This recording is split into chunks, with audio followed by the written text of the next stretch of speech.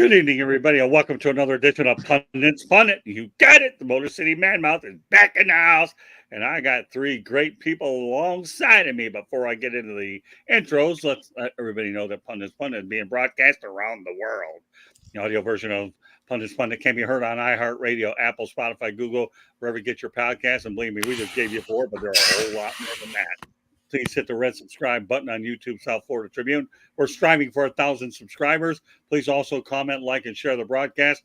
Want to be a guest? One way to do it is get in the chat room. Send topic ideas, South Florida Tribune at gmail.com, and we will match you with the show that your topic is closest to.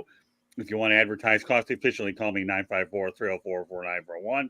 If you think I talk faster than an IndyCar, that's one way to say yes, and I'll get you on the show even quicker. Okay? We broadcast live on Facebook, LinkedIn, Twitter, and YouTube. Our website, www.southfloridatribune.com. Twitter at Tribune South or X, whatever you want to call it. Candy Ebling is behind the scenes doing some marvelous work trying to get the website caught up. And she'll be taking my place quite a bit next week as I have to undergo a back procedure, but she'll be filling in next week, so we're making sure she gets ample time to take care of behind the scenes stuff. With that said, this is Pundit's Pundit. My name is Scott. The crew is George Eichhorn. Welcome back, George. First of two. Fire up. Good to be on tonight with you guys. Looking forward to the show.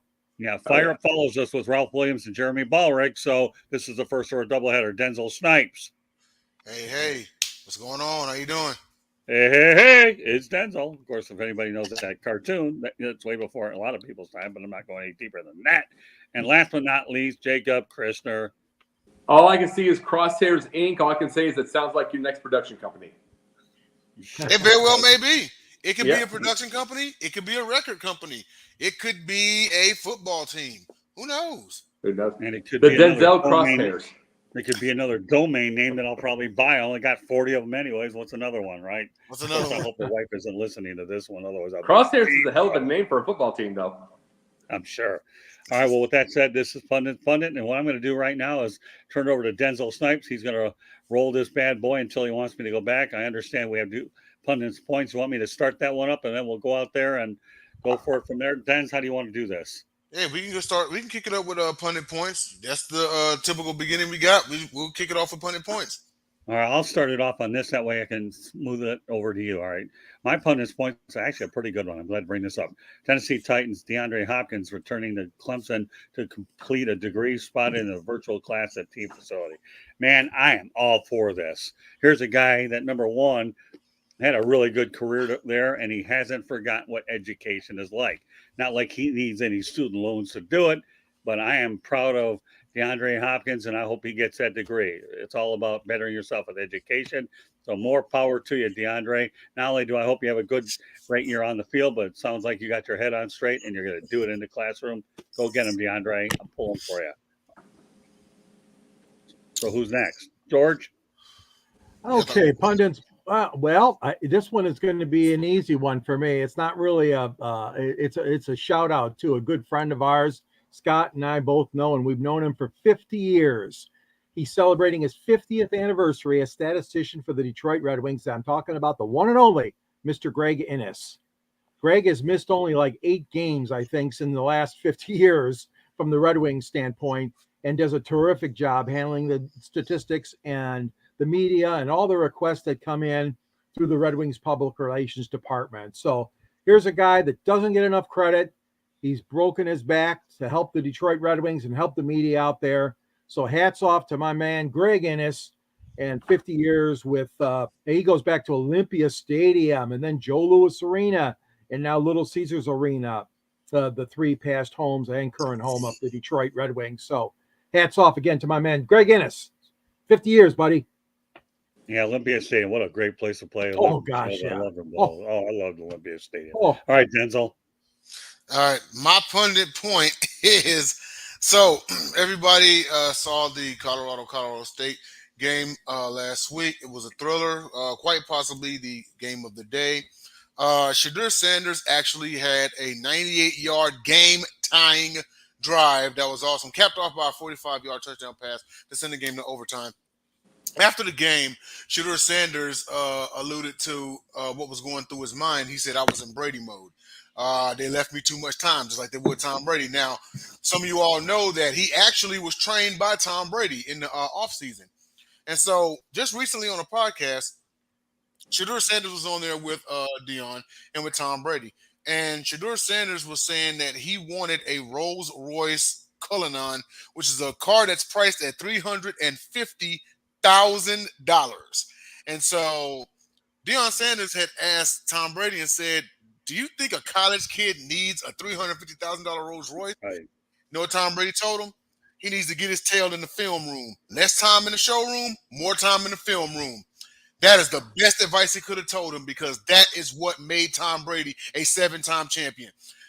Ray Lewis actually alluded to this on Undisputed a few years ago. So, whenever you're getting ready to play the Patriots and, you might take some time off and go to the bar, go to the club or something like that. While you're doing all that, Tom Brady's in that film room with that clicker, and he's trying to find a weakness. He's watching you. He's studying you. And as soon as he sees something, he's going to exploit it on Sunday, because that's what he does. It was great advice to the young man. And that's not even sitting here saying that he can't get the car, okay? Eventually. It's just spend less time. Because if you look at Tom Brady, the only time you really saw him really horsing around was in the offseason. On season, you didn't see any of that. If there's any commercial you saw him on, he filmed it in the offseason, But outside of that, Tom Brady being a workaholic, and he's training Shedeur Sanders to be the same thing because he sees greatness in him. I thought it was awesome advice to pass down to him. Hey, get in the film room and be great like I know you can be. That's my point. All right, before I turn over to Jacob, the chat room's getting busy, so we're going to get to it. So, Jacob, I know you're drooling. Go right ahead. All right, Jeremy Bulrick. Hello, guys. Yeah, seen a little while. Jeremy, good stuff. Okay, kudos to D-Hop. Yeah, definitely kudos to him. And then, of course, Jeremy's at it again. Happy anniversary, Greg and the Red Wings. And now the one that we here's Monty. There you go. Denzel, you blew it. You missed it, but don't worry, Monty. Denzel's already agreed to come on 108 Stitches Baseball Talk, so he knows that he's looking forward to joining you. He's already eaten crow because of what he missed last night, but he's more than happy to eat fillets if you get on. So love to see players get pulled back to get their educations. Cheers there, Monty. All right, let's continue the roll here. Love to see players go back for their education. DMTA, Monty, great minds think alike. All right, go ahead, Denzel. I did want to touch on that just real quick before Jacob goes. Yeah. My freshman year at ACU, you all are familiar with, I know Jacob knows this guy. I've talked to him about him. Retired former Bears and Texans defensive back Daniel Manning, who actually played in the Super Bowl against Peyton Manning and the Colts. He's an ACU alum. He actually returned to the school. I actually met him back in 2012 through a mutual friend. And then when I came back across him in 2018, he recognized me. And so we just hung out like all that first semester. And he actually returned to the school after retirement to finish his degree. So it most definitely is great seeing retired athletes go back and finish their degree. And even current athletes too, because Steph Curry went back to Davidson and finished his degree, and he's an active player. So, it's always great seeing things like that. And I'm all for anybody getting their degree, no matter what it is you do. There you go. Great. I'm glad you brought up that point. Let's continue the roll here with Monty. 50 years with the Red Wings. That's a lot of legendary players from Gordie Howe, Sergei Fedorov, and a lot of Cubs. Oh, yeah. You definitely know that, Monty. Okay, don't worry. We won't limit. Just because you're going on the baseball show doesn't mean you won't be able to comment on other sports. That's just where we really need you the most at this point. Back to Jeremy. Okay. When does Jimmy G get hurt? So we'll have the first player owner of the NFL. All right. Well, there's perception, reality. We'll continue that. All right. Jacob's been waiting patiently for his pundit's point. Go ahead. Before the chat room. 50 years with 8 misses. Soft. Yeah, I bet one of them was marriage. No. Nah. Congratulations. It wasn't. He's single. I know. Yeah, he got married at the place. He got married to the hockey team. Hey, Denzel, you remember when I talked about Mike T and him, and when I said 17 years, no losing seasons, and I said the minute he starts getting a losing season, he's gone. Remember when we talked about that? Correct. Well, guess what I see the very first game he lost, 0-1? Him on the hot seat. Quite a few of these places. guess what? This is the thing that people need to understand something. Number one, and I would dream to have Mike Tomlin. Dream. Even though he wouldn't come to the Bears because it is a mess. We're going to talk about that later. But watch that game the other night. Watch that game whatsoever. Watch all those games probably the last 3 or 4 years. No business winning. None. But they will their way to win every time. The vast majority of the Mike Tomlin win, I used to call him Dicka wins. Now I call him Tomlin wins. It's that 3 to 4 points. It's that gutsy. It is that fumble for the touchdown. It is that grind. It's that sack, that last sack. That's what a Tomlin win is. It happens not because of, I mean, they have talent, mind you. Obviously, they have T.J. Watt. Correct. They've got something, but it's not because you listen to the interview from Pivot. They believe in him. They run through a wall for him. And this is what fans will never understand or media will never understand.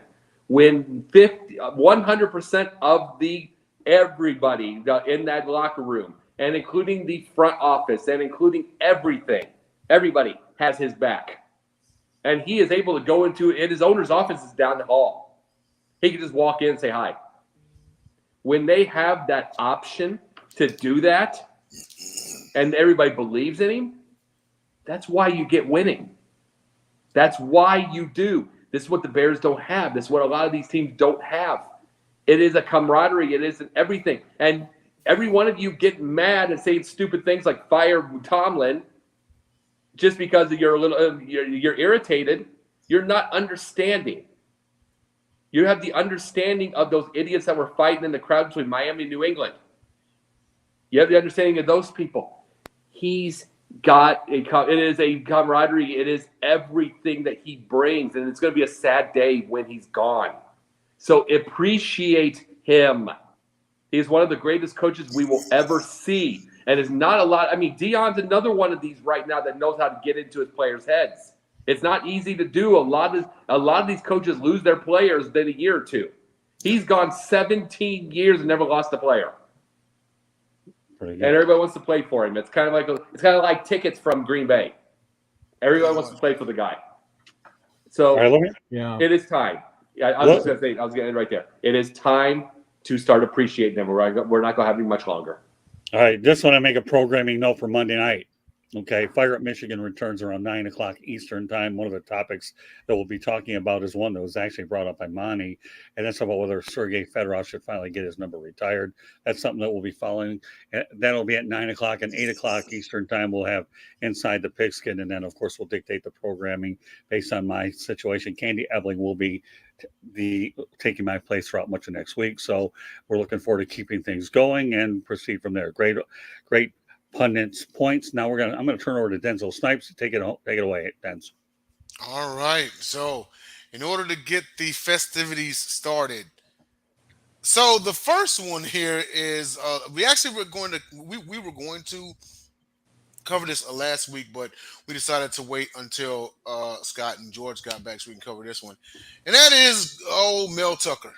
So the news came out about what he did, and then the initial reports were they were spinning him. Well, as of late, they have passed paperwork down that said that they are going to fire him.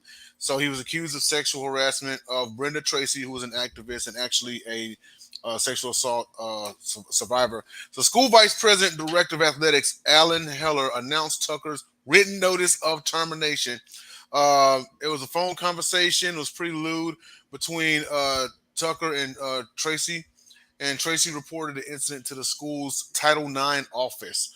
So, Jacob, your thoughts on this one, and what's going on with Mel Tucker? You've known me as a coach. I cannot stand him, especially how bad he was with the Bears as a DC. Just about as bad. And then again, now we've got Alan Williams, the same thing. He was terrible. We'll get that later. But as a human being, this is absolutely absurdly ridiculous. It's like because they did the reporting and then she called him 27 more times. She called him 27 more times. And it's like, and when I hear, I am sorry that someone was an actual sexual assault survivor because it is ugly. This is something that we still see. and we're going to see the rest of our lives, unfortunately. But when I hear activists, it makes me want to jump under my couch and change my name. When I hear that, just because it just makes it sound like she says what she's going to do. That's what they're going to do, is they're going to set you up. This feels like a lot of this feels like a setup. You know what I mean? A lot of it does. And it's like, and especially when she called 27 more times. He's going to fight this. There is no question. And he's probably going to get, after a lawsuit, he's probably going to get most of his money back. But see, all this thing with Michigan State, here's the deal. They were stupid for giving them that ridiculous contract in the first place. I mean, constantly. It was ridiculous. It was 8 years, $98 million for one season. It was about one of his only good seasons he's ever had, really, between DC and coach. He gets it and he gets $98 million. Michigan State was looking for the way out. Yeah. Looking for the way out. They got it. You know what I mean? That was a ridiculous thing. They got out, but they're probably going to get sued for most of it at least. And it's like, and then here's the thing. If any of this is true, he's never going to coach again. So there's that money. But if it's not true, it's going to be a slow burn because of all of this. And what is she calling 27 times for? You know what I'm saying? The whole Mike Irvin thing is like, yeah. And I'm like, what is she calling 27 times for? And how much did she enjoy it? And then guess what? You want to know what the thing why he ended it? The whole thing was because she said the N-word in front of him. She said the N-word in front of him, and he was mad, and then she got mad that he stopped it. You know what I'm saying? And those were the big things. And it's like she gets angry, she gets and then you get Stephen A. Smith today, who is going on his podcast, and he was saying, I'm 55 years old, never been married, and I'm happy. You see why? You're not dealing with this when you're single. They're not dealing with this when they're single. I want to be myself. I want to be married, but guess what? Just like Stephen A., we all want to be careful. We want to love somebody. We want them to be a teammate for us, not this. And we don't want to feel like this is going to happen. To the best of our ability, we don't know. But we don't want to feel like this. And it's like this kind of stuff is also a reason why marriages are going down. It's because women are just as much as the men. Let me go to the chat room. I think it's imperative that we get these up there and try to keep the pace of the show. That's what we'll do. That's why I've allowed a later time frame for fire up. Okay, let's go back to the Mike Tomlin. Obviously, Jacob, you struck a chord here. Tomlin wills Jeremy Tomlin wills the Steelers to win his coaching. The losses are more due to the failure of the players to execute the game plan. Being hard to debate that. Monty goes ahead and says can't have dead weight on championship teams. Totally agree. Jeremy, okay, back to you. Mel Tucker, what a black guy does Spartans football program. That's definitely true. And that's why the topic is on here. Back to Monty. Tomlin never had a losing season. I've got to count for something a lot. And then Jeremy, kudos to MSU for getting ahead of the NCAA on this. All right, we're caught up. Okay, Jacob, I know you understand. We're trying to get to them. That's what it's all about. People commenting on what we talk about. Understood. That's just the whole thing I'm saying. I'm not saying Mel Tucker would be perfect. There's going to be faults on everybody's side. You know what I'm saying? And some of the things, and there's going to be issues. But this is what I have to say is ask these questions. This is what the media doesn't want, to have a narrative. The ones that have a narrative, they don't want to ask these questions. Why is she – that will get buried somewhere. Why is she calling 27 times? Like you said it yourself. I mean, here's another. You said it yourself on the one earlier. Here's another thing. Brian Banks. Mm-hmm. All right. It's like there's one of those. Where are these questions before it's over? Instead of 10 years later. Right. And that's the only thing I have to say with that. Not saying he is not good. He has absolved the fault, but there's going to be things that he had probably done. But I mean, especially if she's been through actual sexual assault. But I mean, these kind of things are making men be more careful. They just are. I mean, they're hearing these stories all the time. Yeah, okay. I mean, there's, you know, you look around on social media and it's getting so to where, like, even when you go to the gym and there's a woman that needs help, guys are afraid to step off and help her because you believe it or not, you have some women out there that want to go viral for trying to out someone as a creep when they really aren't. You know what I mean? It's that whole attention bug. I keep telling everybody. The thing in this world that has become just as strong of an addiction as drugs is attention. Social media proves it. You take a look around. This is more, the only thing is rehab doesn't come attached to it. In which I wouldn't be surprised if 10 years they legit came out with a rehab for social media addiction. You know what I mean? But yet, I mean, things like this and what Jacob was saying, because he's already guilty in the court of public opinion, you know? And no one has to be a trained detective to ask basic questions, you know, and find out these things beforehand. But I mean, but I digress. I want to pass it off to George and get your thoughts about this whole situation. Well, I was blindsided like most people were here in the state of Michigan. There's a lot of gaps here that are not filled in. There's time gaps that Michigan State has not answered to. Why it took so long after that initial study. We didn't know about it till the USA Today came out with that story. Really? I don't buy that for 1 second. This could have been resolved, or he could have been dismissed rather before the season even started. But there's some gaps here, and I agree with you, Jacob. He is going to get some money. He is going to challenge us a long ways. I'm not saying he's going to win total all that money, but he is going to challenge this because of the way it's been handled and some of the things that we're hearing that possibly the lady was responsible for as well. So this being said, it is a black mark for MSU. No kidding. I mean, we had the whole Larry Nassar thing, and that was horrible what happened there at Michigan State University. I thought they were going to try to show some improvement and not to fault all the administration, but, they've gone through athletic directors, they've gone through state university presidents, and now they've gone through football coaches. I mean, where is this going to stop? And it's a sad day at East Lansing because he did have a good thing going, okay? And he took him to the NCAA semifinals. But the thing is that those alumni came up. Alumni kicked in all that big money for that salary for him, which I thought was ridiculous too. Like you said, Jacob, just way over the top for what he had shown, which wasn't much in his career. That being said, he cannot do these type of things. You are the leader of men, young men. Mm-hmm. You're going into the homes of your recruits and talking to parents and talking to guardians. And anything like this hovers over you, you don't have a chance.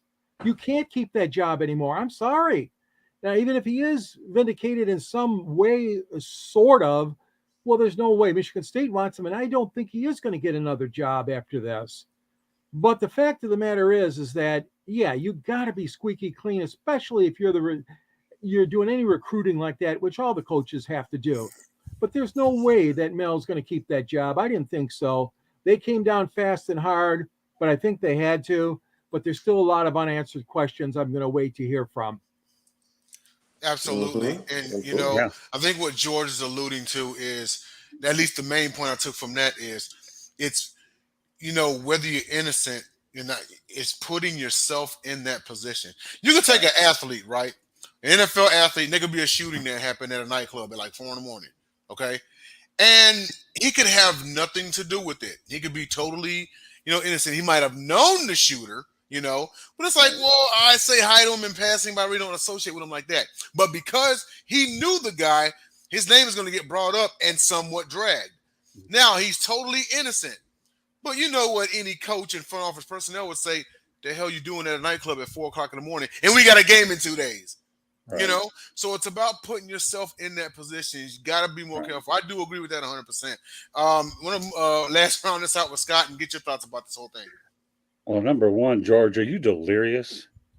Are you delirious? Number one, Tucker took him to the semifinals because of Mark D'Antonio's players. So turn that cap around. You can't embarrass me with that. He did it. Turn the cap around. Crazy. Turn the cap around. Crazy for the night. Okay. Huh. Number one. Number two, you can turn the hat the right way because first of all, when you talk about Mel Tucker, okay, Larry Nassar's name's written all over this thing. They don't want another embarrassing scandal, and that was as bad as it can get. I realize the coaching turnovers, this and that. I don't care. But he took them to the semifinals of Mark D'Antonio's players. And you know who's the associate head coach? Mark D'Antonio, right? Boy, I'll tell you, how are we El Stupido? I don't think we are. I know darn well. Now, here's another thing. They're looking to find a way to get out from underneath that albatross of a contract, and the show causeway is the easiest way to do it. So Good now, point. yeah, so you've got an albatross contract with a guy who probably will never see a college job. I'll never say he won't see a pro job. You never know. I mean, you can never say never in the pros, especially as we get to another topic later on in a little while that we'll segue to shortly, but not quite yet. So I think he could get a job in the coaching profession, but he's done in college. Okay, he really, and I'm trying to do a Denzel Snipe. College am I doing that pretty good? I think, College. Yeah, that's it. You got it. Learn on my people. Got to mirror my people, right?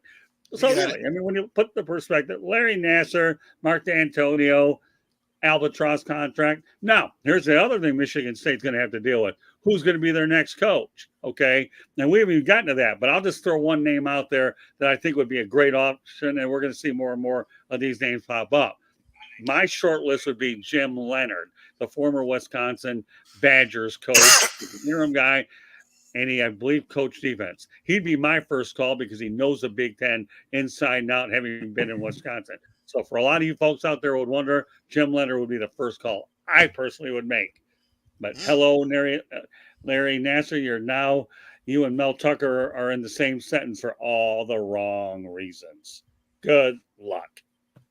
Right. Yeah. Absolutely. And if in the event, he is innocent, and that's not saying that he can't make a Irvin-esque comeback, because he was proven innocent. Now he's on undisputed and such. But I mean, we're gonna have to definitely. This may be a topic we may have to revisit after more comes out. But you probably one revisit big it in two ways. it's deserving of a sequel, I think. Well, here's the reason why you're going to revisit it, because now I want to know who the successor is going to be from them and what they have to do, and then of course we'll find out as more information. That's why I haven't used it as a lead topic on our shows yet, because I still want to wait and see how everything comes out. But I understand this is a trending topic that I'm glad we put on this show, because you still have enough information to make it a worthwhile subject. Sorry, Yes. Jacob. Of course. No. And you know what? And it's actually good that we did actually wait a week, because more of it came out, so we can have Exactly. more, like last week it probably would have been like a 5-minute topic, but now I mean we spent a whole 15 minutes on it. No, it was really great information. But Exactly. I want to move on to our second topic here, and that is, I think some people saw this coming, the XFL USFL merger talks are underway. So this is via an article from Axios.com. It says here why it matters. Combining the two may be the smartest path forward, given the challenges in the history of fair for NFL alternatives. The merger would structure as a merger of equals and require regulatory approval. The leagues hope to combine before the 2024 seasons. So non-NFL pro players, they've mostly failed to catch on with fans and everything. What I could foresee is this merger happens and eventually the NFL buys it out. And once again, because the NFL is the only of the 4 major professional sports in America not to have a developmental league. The NHL has the AHL, the D League and the NBA League, or the G League. Baseball has, of course, AAA, the minors. Football is the only one. I mean, the last one was what? NFL Europe, and it went out in like 2009, 2010. They always should have had a developmental league. They can't say you don't have the money. You rake in how many $1 billion a year? So, but no, I think this actually is a good look, because once again, the biggest thing that I love about both the XFL and the USFL is these players, the undrafted, life's not over for them. They still have a place to go. And think about this. They already have clauses in their contracts that say if an NFL team is looking at you, you can be released from your contract. You can go sign with them. So it's even easier. By making it a developmental league, all you got to do is just get called up. Just attach the team, the minor league team to the major affiliate. Like, for example, you got the Vegas Vipers of the XFL. Okay, attach them to the Las Vegas Raiders. Someone on the Vegas Vipers looking pretty sharp. Someone got injured on the Raiders. Call homeboy up to the main roster. Make him a Raider. It's easy money.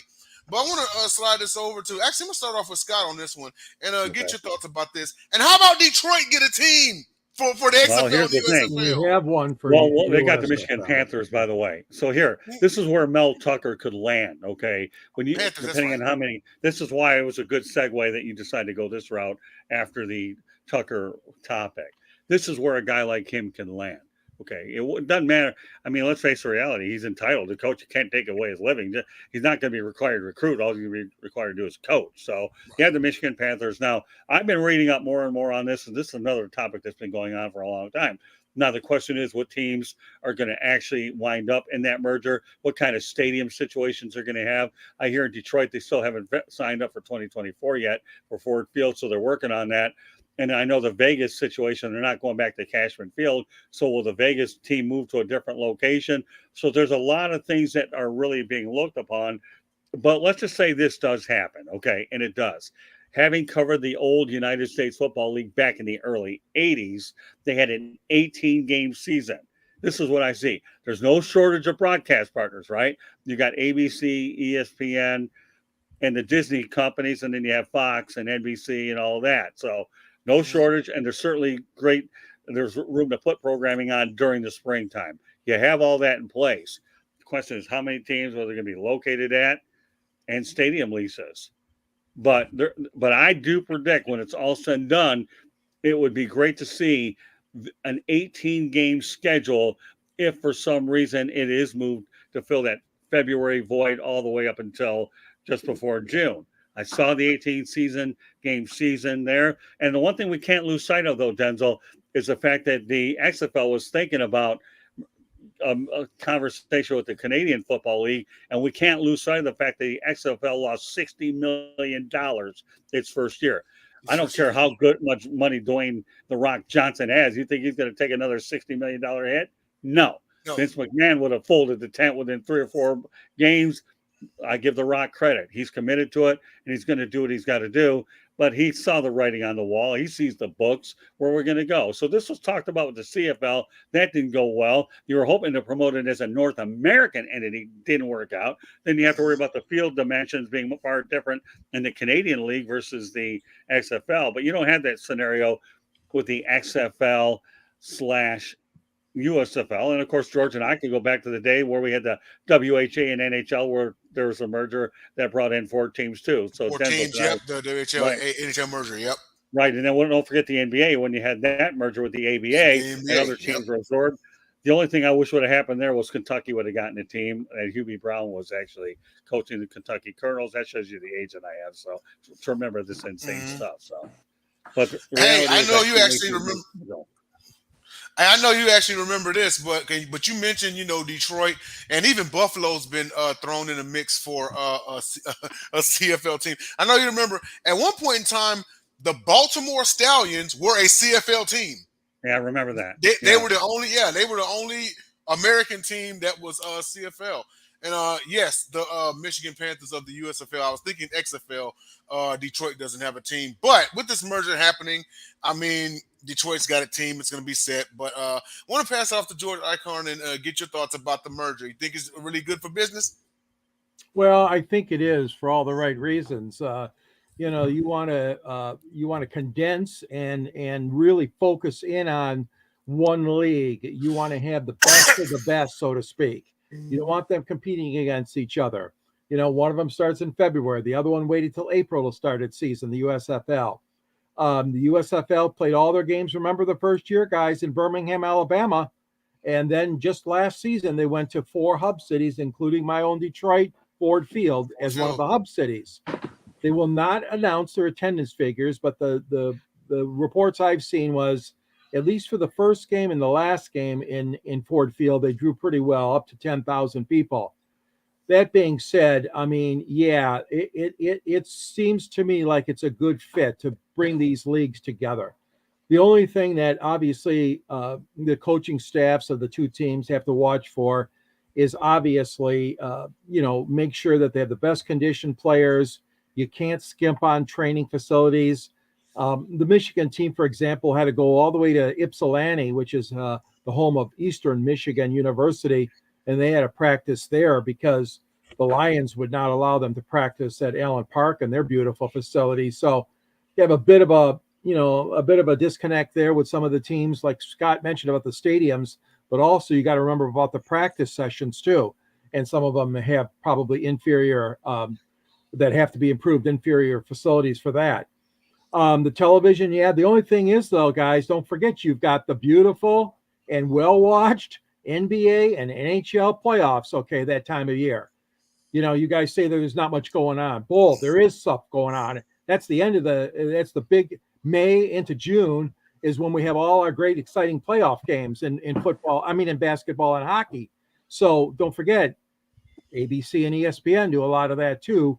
But there is room. I'm not saying there isn't. There is room for spring football. I agree with you, Scott. I just don't think this year it can expand that far to 18 games. I think that's going to take a little bit of while because they got to get on the calendars. They got to get stadium availability. You got these singers, these concerts, country western, booking these facilities for football stadiums at huge concerts. Not only them, but Taylor Swift as well. But the big musical acts love to get into these football stadiums. They put like 4 of them into the Ford Field in Detroit, and they put another 4 into Comerica Park right next door. So there's a lot of scheduling thing that has to be going on too. But yeah, Dens, I think it's good. I think it would be good to have a merger. I think it'll bring better talent to these teams, and you might have to combine a couple. I mean, they might not all survive every team in both leagues, but it's well worth doing, I think. All right, let me add a couple things real quickly out of the chat room, which are very important. Number one, I can see where your point. We're told to 14 games the first year, then ultimately leading 18. But Monty's back here. Remember the Hartford Whalers, WHA, NHL played in that arena? Yeah, I do remember because I was in that same name. It was called the Hartford Civic Center. And I was in there one time and I saw the Ice Capades there, their 50th anniversary show. That was a cool place to actually watch an event over at the Hartford Civic Center in that mall. It really was. So thanks for bringing that up, Monty. If you've ever been to the Hartford Civic Center, I've never seen a stadium in a mall, but that was unbelievable. Mm-hmm. Absolutely. And one thing with and George actually, I think that if this had like the NFL's name attached to it, it would bring more revenue and more attendance. And Jacob, you and I have had past conversations about St. Louis getting an NFL team back. Those talks have spun back up. And you want to know what one big factor is? The St. Louis Battlehawks. They had the highest attendance in the XFL last season. I've known it. I was one bringing this up for about 3 years now since I've been with Sideline Sports. I wanted in St. Louis because I know the crowds. I hate Stan Kroenke for doing that. But let me say this about the league losing money. I could care absolutely less. And I'm just saying this, Bo, because if there is anyone that makes a dime of money starting a league, show it to me and find the miracle, because he could also kill our debt, the United States debt that's in the trillions. I love to be able to know that, because they got to get these deals with stadiums. They got to get uniforms. They got so much. They have to pay the players. They have so many things they have to be able to do. It's borrowed money for one thing. And part of that would be interest. The loss would be interest they're owed. So many things that you got to get to that. So I could care less about that. But here's the thing about this merger. You've got a big combination. The Q rating of therock, who doesn't have a really – said this last night on the show. Q rating of therock, who does not have they don't have the media presence. USFL and the combination with USFL's media presence, you have a better one. They got the better media presence. You have that combination. They have a media presence, but USFL needs a face like that around it. Right. It really doesn't. They have their names, they have their teams, but it's like the one thing the XFL has is they don't have a lot of names you can get Paxton Lynch. Woohoo! But I mean, you don't have that, but you can have him. They don't have any like marquee names. I know, but I'm saying the marquee name is Dwayne Johnson. I'm just saying to be able to show that there's the face. Although, before you continue, and whether people agree with it or not, I did say if the XFL or the USFL, if one of the teams got Colin Kaepernick, viewership would go up. It really would. It would go up. Regardless of how. I agree. It will. Yeah, but Denzel, here's the thing. The question is, would any of those teams dare to take him on? Right. That's the big question. I'm just saying, but you know what? Any of those teams did, viewership. Denzel, you hit the biggest bullseye I've ever seen you hit in all the shows I've done, and we've done a lot of them. Yeah. He's waiting for that little ding with his smile. Yeah, don't Yeah, forget the well, bell. all Ring the right. bell. I Denzel. don't go that far, but I just give it credit where it's due. We don't have the Bullseye. production values yet. But no. Although my head is close to a bullseye, so just take a look at the round part. You got a bullseye. in Yeah, the right. head. But no, but you're right on that. That is correct. They don't have that. They don't have that name. That is the name. And USFL wants that face there because he would be that face to show it, even if he's just the. You know what I'm saying? But Oh yeah. think about this though. Well, go ahead, George. No, I was just going to say though, but as a fan, as a ticket buyer, I'm not going there because of The Rock. Yeah. Yeah, you're saying he's drawing attention to them, but they need players that we can identify with too. Yeah. Right. You know. Oh no, I'm That's saying true. USFL doesn't even have that. What I meant is USFL doesn't even have that. That's why they probably want that around because they don't have anything. I mean, a lot of them are 34-year-old wannabe quarterback. No, Oh, yeah. Colin would he would bring it both hates and loves. Yeah. He would bring the ratings. There's no darn question about it. But he has to. But here's the crazy thing. This is what the internet world goes. This is the truth. He has to do it now. I mean, he would have to win almost immediately, even though he's been out of the football 7 years. He'd have to win immediately, or they're just going to say, "I told you so." And he was terrible when he was left. His final game was 1 for 5 for 4 yards, and gave Matt Barkley his only win. Mm-hmm. So it's like that's the thing. He was terrible when he left, so he'd have to literally show that he's all ready. You know? Yeah. Yeah. Yeah. Yeah, absolutely. Do you know him? You know, if Kaepernick went to the USFL or the XFL, it would be like America watching the Dallas Cowboys. You know, there's one of two reasons why you watch them. You're either a diehard fan and you want to see them win, Or you hate them and you want to see them lose. With Colin Kaepernick, you either want to see him succeed because he would have overcame all of that stuff, or you want to see him fall flat on his face. It would be the same effect. But I guarantee you, if they sign Colin Kaepernick, their ratings will go through the roof. You know what? And if you get Antonio Brown, Yeah, he's there you going to go. try to be the human. If you get Antonio Brown, he's going to try to be the human version of NFL Blitz. He's going to light his hair on fire and try There to you go. run through somebody for the touchdown. Yeah, Although you know what? Hey, let me tell you, Denz, if you're going to mention Colin Kaepernick, Jeremy B said, like I say, Antonio Brown. Yeah. There you go. I don't know what I would call it at that point, bring those two guys in. Maybe we'll just call it the social media league because I'm trying to figure out what that would be called, but no.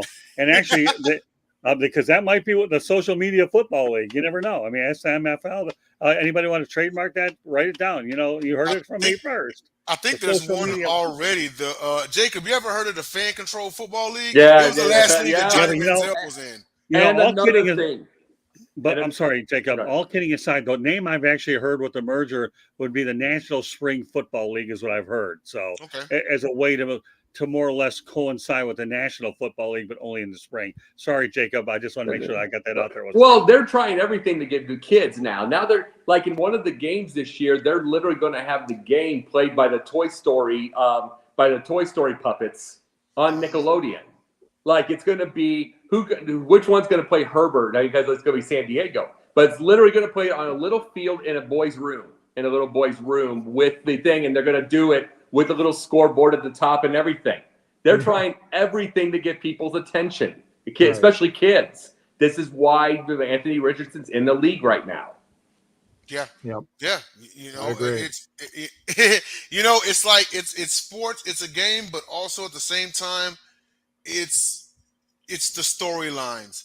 It's the theatrics when they score. You know what I mean? That's I keep telling everybody, whether you are for or against professional wrestling, America is turning more and more into it every day, every single day. You know, he did. And the thing about it is had this league had actually come out a few years back, he probably may have had a shot. He may be a little bit past right now, but it wouldn't hurt to, see him don a uniform one more time. But I want to move on real fast and bring up our next topic, and that is the Bears defensive coordinator, Alan Williams, and his resignation. And via a article on Newsweek, the team actually denied police involvement. There had been word going around that his house got raided, some sensitive material got confiscated, and he got arrested. He stepped down for health and family reasons. He said he appreciated the opportunity to work with the Chicago Bears. He values the NFL shield, and all that it stands for. And after taking some time to address my health, I plan to come back and coach again. He had been away since last week. Coach Matt Iberflus had referred to it as personal reasons. I know there's definitely going to be more that comes out about this one. But Jacob, this is your team, man. Kick it off and let us know what you think about this. Oh, this is going to be a little bit of a long one here. I'm going to say this. I called this title "The Awful, Terrible, No Good, Very Bad Chicago Bears." Oh boy, this is awful. Now, this is the thing.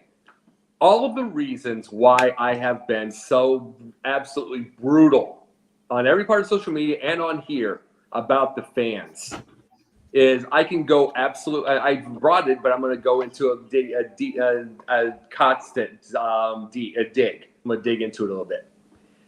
They had Kyle Orton in 2005. Mm-hmm. Okay, not perfect. He threw. Go ahead. We talked about this. If Kyle Orton starts that Super Bowl, they win. Oh man, they win because the reason they win is because Rex Grossman had 145 yards and a touchdown, but he had 2 interceptions. There wouldn't have been 2 interceptions or even 3 fumbles from Orton. He doesn't make those mistakes. But here's the thing: Orton comes in, throws some screens, doesn't make. He had 1 5-interception game like Game 3, and then never again like that. He once went. He had 2 different games of over 150 attempts without interceptions. He just did his job.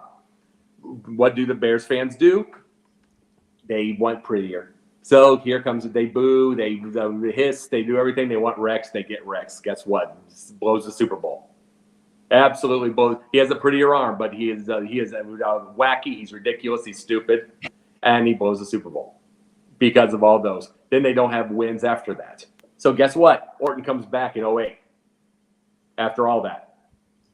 Ever lose, nice. Ever lose? Yeah, it definitely isn't ever ready. But no, and then they get Orton again. 9-7. Nice little time. There we go. They gripe and moan and piss and moan for another pretty arm. Guess what? You get Cutler. Yeah, there, which blows it with Arians. Because they wanted Arians, that people wanted Arians, and he wanted someone that would have been easier on him. Right. So it loses Arians. Oh yeah, before Arians, let's go before it. They whine and moan, piss and moan because Lovie Smith doesn't have a good enough offense. Gets fired at 10-6. Let's go even farther back. They whined and moaned about Thomas Jones couldn't take it to the house. Did it all over not social media, all over radio. He got traded. They wanted Cedric Benson. You know how that went. Yeah. So I'm kind of going off and back at everything. So then they threw a fit when they finally didn't listen. They did Mitchell Trubisky. He was actually fine and won some games, even though it was just there. But it was just what it was. But it was fine. But they threw a fit. They booed him in the United Center. Did everything. Got their way. Get their superhero, Justin Fields. They get everything. Now it's 12 losses in a row. And now we get Alan Williams. And now all of this, everybody. Guess what? You know who's before Alan Williams? Sean Desai, who had the 3rd most sacks in one season in Bears history, besides 84 and 85. But they didn't want them. They wanted to go get Alan Williams.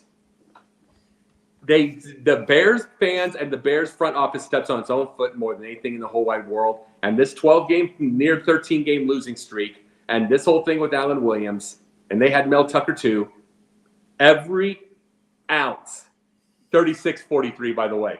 And what I'm saying, every ounce of this with the Bears is the Bears fans have had it coming in, and the Bears, the old, dusty ashtray of a front office has had it. 100-year-old woman with an 80-year-old son running it. And they act like it.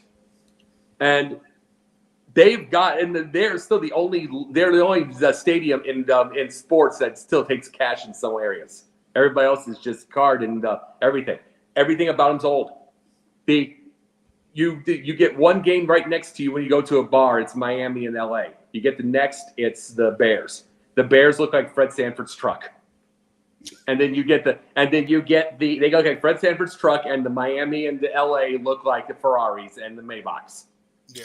And it's like Go I ahead. wouldn't say that if you were going to a Marlins game. I don't know what you'd call it down there. Yeah. If you're looking to find a Ferrari down there, then boy, you got something in common with Ray Charles. You're blind, I'm just brother. I'm just talking about the type of I'm the kidding offense with they you. run. I'm kidding with you. But while Yeah. so let me just make sure this, okay? And you guys feel free to read what's in the chat too, because it's pretty interesting stuff. So I'll let Denzel go ahead and read this one. Go ahead. Crazy that by yardage, the best quarterback the Bears have had is Jay Cutler with, and I think Jacob said it, No, 36-43. He deliberately misspelled it. Tucker Yeah. with 3,643 yards in a season. And this is why I have always said when it comes to Jay Cutler, $1 million arm, 10-cent brain. About 6 cents before tax. It was actually 3,843 yards. You shorted him by a couple hundred yards, but I that's know, 36, okay. but you're okay. It doesn't matter. The reality of the situation is Mr. Ballreg has a tendency to go out there and try to be Chris Berman. He's looking to give people new nicknames out there. So that's why we have to be able to decipher what perception and the reality with the names. Somewhat kidding with you, but you get the drill. So go ahead, Jacob. We don't want to steal your thunder while you're hammering the. I think he's done. I think he's done hammering. No, I say real quick. Yeah, no kidding. But no, what needs to understand is the Bears fans are going to have to stop looking for pretty when winning is not happening a lot. So love it when you have it, and see you might have more, but they keep wanting prettier because it's what the prettier is on the TV next to them. It is, like I said, the Miami-LA game, whatever. That's like those were pretty offenses, but they always want pretty. But pretty made it worse. You don't have the system or the infrastructure or anything on that thing to build it. Build the infrastructure first. But the idea of not knowing the infrastructure, you know what that is? That's poor people and poor fans who fight in the stands, and kill each other. They're poor. They're drunk. They're broke. They're everything. They don't understand infrastructure. They don't understand it in the real world. They don't understand it for themselves. They don't understand it in football. And that's where the Bears and the problem is the front office listens to them too much. Yeah, and with things like this, it's like at what point does it stop? With the owner, it's like you gotta get better front office out there, and especially something like this. I mean, and I know there's gonna be more to come out in the coming days with Alan Williams and everything. But I want to swing over to George and get your thoughts about this whole situation. Well, yeah, I don't want to jump to any conclusion like you alluded to, about him. But all the information will come out eventually. We'll see what it is. But obviously, Jacob has told us the story about the history of this inept franchise.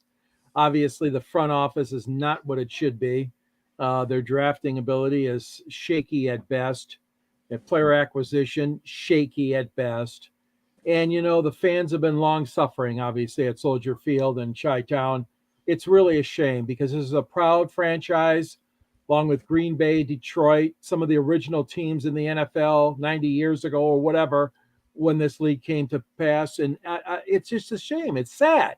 It's very sad. I feel bad for the fans. I feel bad for the NFL, too. And I feel bad for people looking for a little bit of fun and winning on Sundays in Chicago. It hasn't happened. It has not been there for a long, long time. And you're right, Jacob. You're right. I mean, they thought Jordan was going to be the savior. Here we go. You pin everything on him.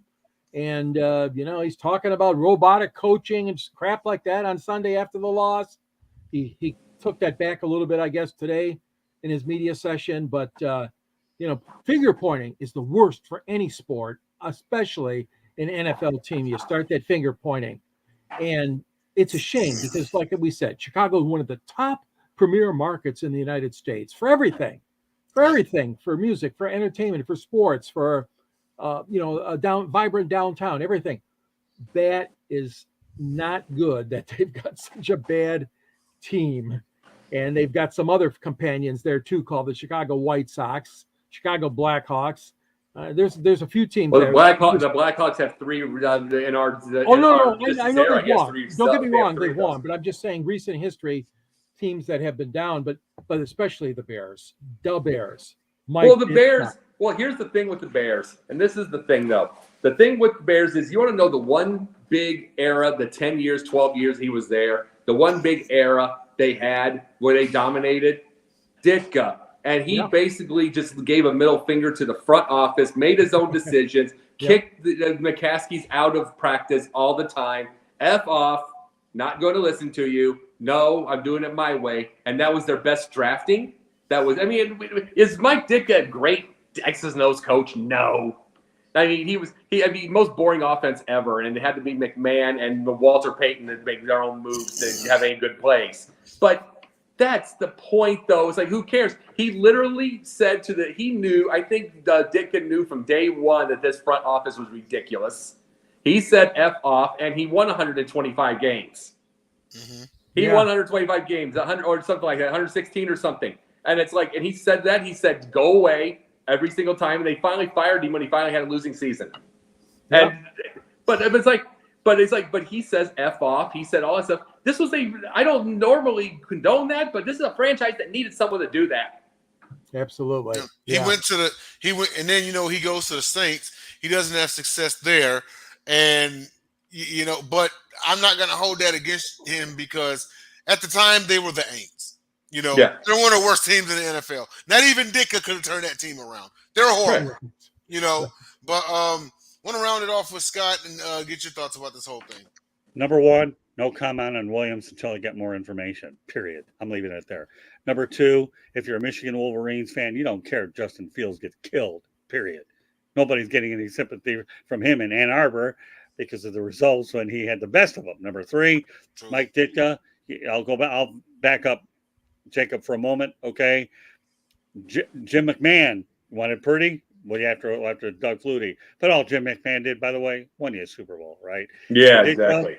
Biggest mistake he ever made was William Refrigerator Perry got a touchdown, but Walter Payton didn't. Scary thought. Okay, hold on, Jacob. Okay, yeah. Okay, I'm going to say what I have to say because I'm going to give you 90% of this conversation, and I'll take about 2 or 3%.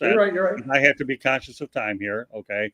And the next thing I'm going to say is, as far as the coaching situation, that the Lovie Smith to me was as idiotic as the Lions letting go Jim Caldwell. Period. That was bad. So there, I gave you 5 points in record time. If you want to go out there and elaborate on them, fine. There's no problem. I know we have one more topic to go after this, as well as fire up afterwards. Go ahead. You want to rebuttal? Real quickly with that, it was. I watched that Super Bowl over during COVID, and I only watched half of it. I only watched half of it when I was a kid. I had to go to bed because they were already well ahead. That's mom for you. But I watched it back. Walter Payton had another. They should have put that touchdown, the easy one. Walter Payton had another touchdown from Fuller, and Fuller threw it so badly that the greatest footwork in the history of the NFL fell over. He fell over on an easy catch, which would have been about a 45-yard touchdown because it's Walter. But he fell over. That was another. I'm not going to blame that on Walter. It was a terrible pass. But that was just his luck in that night. Well, but no, you're right. Maybe so. But regardless of how you want to say it, he didn't get a touchdown in that game. All right. Yeah. We know we have Jeremy Ballrick. We'll just call him the new nickname, okay? Because that's all he deliberately likes to spell names wrong. Although I can't hashtag him that way, anyways. Jeremy, just remember that is a professor to pupil comment, okay? Bowles invested $70 million defense to have the only team was a worse percentage than the Lions. Yeah, he definitely did that. Okay. And let's continue the trend with this. Okay, Soldier Field. All right, Jeremy. Pretend that you know how to spell a little bit. They've owned it for 30 years. This isn't new. Okay. And then the other one here, and then Jeremy will be on spell check the rest of the show. Rucky. Okay. Saints and Ditka mortgaged a whole draft to get Rucky Williams. It was a mistake. Yeah, no kidding. Okay, I don't think I would have gambled an entire draft there. No, but yeah, but dysfunctional here is probably the one thing you could say they're up front office. But let me tell you, say what you want about the Chargers. They've been dysfunctional for a lot of years. They couldn't even get Eli Manning to play for them. And we could talk about an entire topic about dysfunctional franchises. We will when the situation presents itself. There's no way that the Bears are perfect, but they did manage to get to a couple Super Bowls and happened to win one. There are a lot of franchises in NFL history that haven't even won one Super Bowl, and the Bears are not one of those. Period. Right. And that's where this one ends to the next subject, because I like this one, and we're going to make sure that we get this one. Hello, Ralph Williams. I know you're patiently waiting in the wings, but while you're doing, you can get a gist of the rest of the broadcast. All right, so go on to the last topic of the night, Denzel. All right. Real quick. That last topic of the night is. I think he paused. I think he froze. That's all right. I'll pick it up there until he gets back involved. The last one is the NHL in Atlanta, and you know what?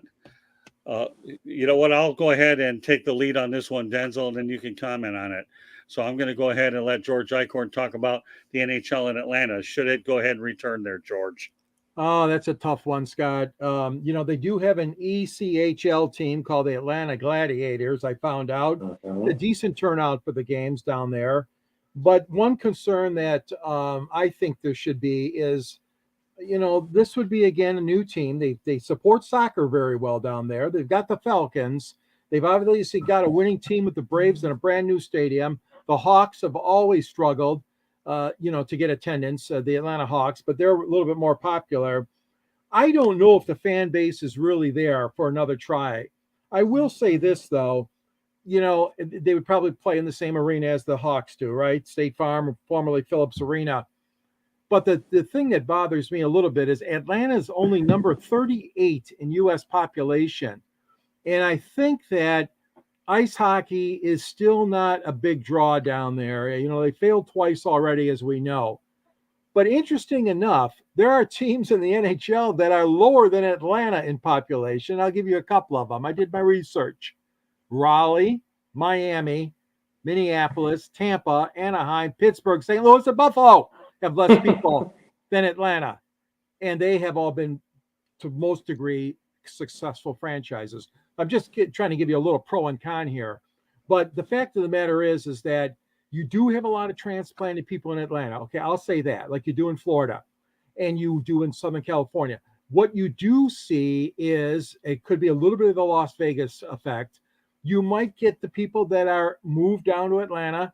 My own daughter moved down there and her husband, and other people that are from the north that want hockey and love hockey. So there is a possibility of getting it, but my gosh, they failed twice already. I don't think I'm ready to give them another chance. I'm sorry. That's just my personal opinion. You know what? I'll take the lead on the second one. I'll turn over to Jacob. You live in the area, and should Denzel make it back on, then he won't make it back. He had power outage, so it's us to finish. Sorry. Okay, no problem. All right, good to know. So that way I'll be able to take it home the rest of the way. I say that Atlanta does deserve a third chance, and I'll tell you why. For one reason only. Even though the Atlanta Thrashers didn't work out and the Atlanta Flames didn't, the difference in this one is they need to put that stadium in the suburbs like they did with the Atlanta Braves. The Atlanta Braves struggled downtown a couple times, Atlanta Fulton County Stadium as well as Turner Field, and I say they deserve it, but it has to be in the suburbs. I haven't lost faith in Atlanta. The population base is there, in addition to the fact that Nashville's not that far away either. So there's a rivalry there. You've got one in Carolinas, and you have one in the South. So I'm all in favor of Atlanta getting a team, but must be in the suburbs. Okay, with that said, you got last word on the NHL in Atlanta, Jacob. I've had my doubts just like George, but it's like my brother made a really good point one night. If it goes, it's going to Alpharetta. And I live in Alpharetta. And I mean, especially in my part of the area, if you want a spot, and I'm not kidding both of you, if you want a spot that has absolutely zero potholes, that is smooth as ice. I'm talking about the way it's run. It's smooth as butter. And the way the whole area is run, has all the businesses, perfect businesses, homes, everything. People are wonderful, and the cops are bored. Now, I mean, the cops are bored. When you see them, if they pull you over for any reason, it takes about a minute. You know what I'm saying? Unless there's something really wrong, it takes about a minute. They're bored. So it's like literally, it is such a safe area. That's where it's going. That's where it's going. That is where most of the money will be spent. Yeah, so give it another shot. Yeah, I have friends in Alpharetta, and I've driven through that area. It is a really nice town, that's for sure. Oh, my Lord. That's like never seen a part of the town in my life that wouldn't have any I'm just saying this, George. It doesn't have any potholes, no anything. No, it's as quiet as a mouse. It's like they'll spend money If they go over there, there's that chance they'll spend money. So there'd be that. But at the same time, they got to start winning immediately, or people are going to quit. Exactly. Because they do that in Atlanta. Exactly. Well, again, it's a good thought. Good suburbs, fine, but remember, if the Braves had to move to the suburbs, and now they're obviously doing as well, they couldn't. Braves for a while couldn't even sell out playoff games either. But let's face the reality. The Braves have won 9 zillion good division titles. They have a couple titles. Go ahead, George. Want to add to that? Well, I just want to give one quote to my daughter Diana. She says, "Of all the people I have met in 13 years of living down here, I know about 4 people, not including me and my husband Adrian, who are hockey fans, and they are originally from other states with NHL teams." Again, that's just one person's opinion, but thank you, Diana, for contributing that. I asked her if she could give me her opinion so I could share it on this program. Absolutely. I'm glad she did. And like anything else, when you go to a southern climate, whether it's Arizona, South Florida, Tampa, Nashville, wherever, you're always going to get these southern transplants that are going to do it anyways and show up. California has a big base of them too. And for a lot of us in the Metro Detroit area, the Red Wings draw really well on the road. I've seen it. Yeah, you've seen that on the road, Scott. I know you've. Yeah. Well, there was a reason the Braves moved to the suburbs. Absolutely a reason. Right. Because Turner was a nice stadium, but miserable to walk at night. You had to get every pile around. And it was a terrible area downtown. Terrible. And it's like, you get this. And then they're not going to put the ice rink anywhere near downtown. It's going to go into the suburbs again. Any team that comes from Arizona is going to get to that. And the only thing keeping the Hawks from ever leaving by itself is the fact that it's popular there. But to the people that watch. But it's like if it lost its base crowd, it's going to the burbs too, with a brand spanking new stadium. Well, there you go. That's why it's just true. That's why I'm glad you brought this topic and we were able to address it tonight, because that's the only chance that Atlanta does have with NHL, bring it to the suburbs. All right. Just so you know, folks, you're watching Pundit. Pundit is being broadcast around the world. The audio version of Pundit can be heard on iHeartRadio, Apple, Spotify, Google, wherever you get your podcast. Please hit the red subscribe button on YouTube South Florida Tribune. We're striving for 1,000 subscribers. Please also comment, like, and share the broadcast. Want to be a guest? No problem. Go in the chat room. That's one way to do it. Also, send your topic ideas, southfloridatribune@gmail.com. If you want to advertise cost efficiently, call me at 954-304-4941. We broadcast live on Facebook, LinkedIn, Twitter, and YouTube. Our website is www.southfloridatribune.com, Twitter/X @Tribune South. Candy Ebling's behind the scenes. Also want to give a special shout out to Monty, who has been really great, and I know he's a welcome addition to our show. So Monty, the full Monty Sports Show, you can always follow him on his YouTube channel, and he's going to be a regular on. And Jeremy Ballreich, well, what can I say? He's a team player in every sense of the word. We're glad to have him on our platform as well. And we always welcome anybody from the outside that contributes as well. Everybody's and now Monty definitely seen tonight what our show is about, and that's awesome. Yeah, well, that's good. Again, my goal here is, aside from what I'm trying to do behind the scenes as a producer and on-air individual, is to find the best talent that we can to blend with the platform and make sure that whoever's available that wants to come on all these shows are able to do so, and really feel good with some of the people we brought in, especially in the last week. So good stuff. So with that said, just, Fire Up follows us, Pundit afterwards. Denzel Snipes, we love you. We always enjoy having you on. And even though you didn't make it to the end of this show, at least you certainly did a heck of a job getting us to this point, as you do on every show that you participate on, whether it's planned or at the last minute. It doesn't make a difference. Denzel's just another valuable piece of this growing puzzle of ours, which to me is all designed to entertain, inform, and educate. And that's what our objective is here. With that said, George, why don't you let everybody know how they can get a hold of you? All right. I wrote a book called Detroit Sports Broadcasting on the Air. Scott's in the book with Muhammad Ali, Jimmy Connors. We got a lot of pictures, not just of sportscasters, but of athletes and heroes like Ted Williams and Hank Aaron's in the book, and Magic Johnson. And you'd be surprised, Gregory Kelser. There's a lot of great athletes in the book as well. So I write for the South Florida Tribune under the Motor City Tribune banner. At the end of my column, there's a link to purchase the book. You can link there. You can reach me on gicorn@yahoo.com. You can follow me here on many of our programs here, including the Sports Exchange and Pundit's Pundit and Inside the Pigskin and 108 Stitches. And you can also reach me on LinkedIn under my name, George Eichhorn. Turn over to you, Jacob. Well, I'm not going to bring up the shows. I do that enough. but I will say the writing that every place I've gone. As I said, I am Denzel. Sucker! Hey, Jack, you know what? Hold on. We're gonna put it's Jacob your smile that in for- electrified. We're gonna put you in for a timeout for a minute. All right, Denzel, I want you to get a piece of the Atlanta action. Okay, you know what the topic is, NHL Atlanta. Give you the Cliff Notes version. Would it work a third time? Oh, man. You know what? They say third time's a charm. I'll just go really quick. My apologies. My power went out. That's all right. Don't worry about it. Came back up. I had hoped you get back on. Go ahead. I was hoping you guys are still on. They announced the new We're franchise. too long-winded not to be on. Go ahead. They announced the new franchise on September the 12th. You know what? One thing that the two things that I noticed about the previous two incarnations is, to me, they gave up too soon. The Atlanta Flames were only there for 8 years. The Atlanta Thrashers were only there for 12 years? They gave up on them too soon. I think that's the biggest problem right there. You had the Flames, they go to Calgary, and now they're Calgary Flames. Atlanta Thrashers are now the second incarnation of the Winnipeg Jets. Atlanta. Leave this team in Atlanta. Give it an honest chance. Okay? Give it an honest chance. I think that's the biggest problem, is they gave up on them too soon. Atlanta's a bustling area. You got the Hawks, you got the Falcons, you got the Braves. You know what I mean? You got to round it out. You got to have an NHL team back, but this time do it right. That's all I got.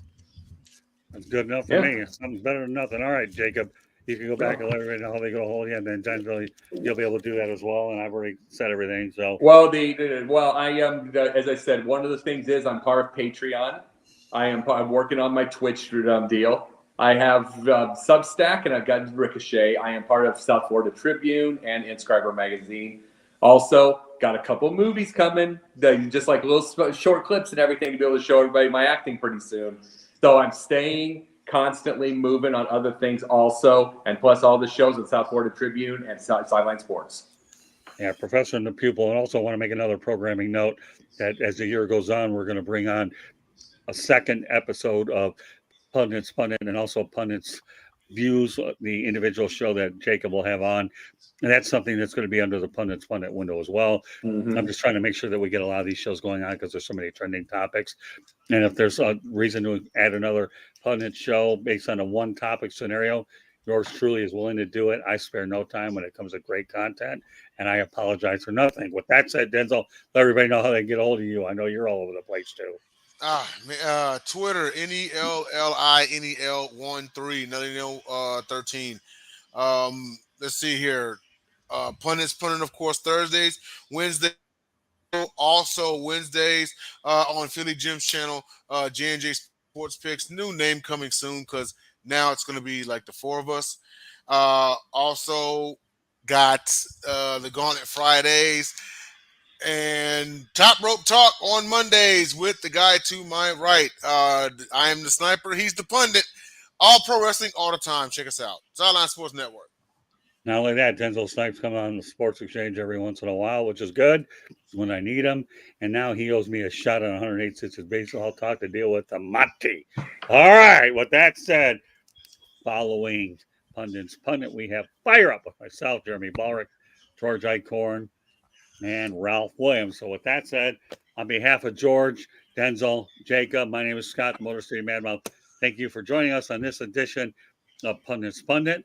We will be doing the show next week, although Candy Ebling will likely be hosting it along with, she'll be taking my place next week. So it's going to be a great show lined up. I'm excited to see what topics come across the board. But meanwhile, thank you very much for joining us tonight. Fire Up is next.